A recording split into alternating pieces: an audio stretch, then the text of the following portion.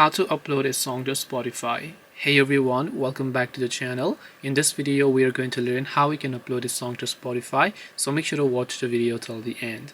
Uploading songs to Spotify is fairly simple, but you need to make sure that you actually have an artist account instead of a normal account.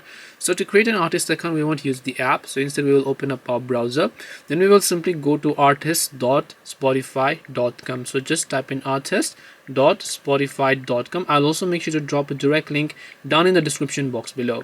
Now when you're here, you have to log into one of your normal Spotify account first of all, and now we have to claim an artist profile. So over here you'll see all these sorts of options. Then you can basically just tap the get started option there, and once you tap on get started, tap the get access option. Now here you can see get access to Spotify for artists. You can select who you are, whether you're artist or manager or a label team member. So assuming that you're an artist or a manager and that you would like to upload songs, you can select that option.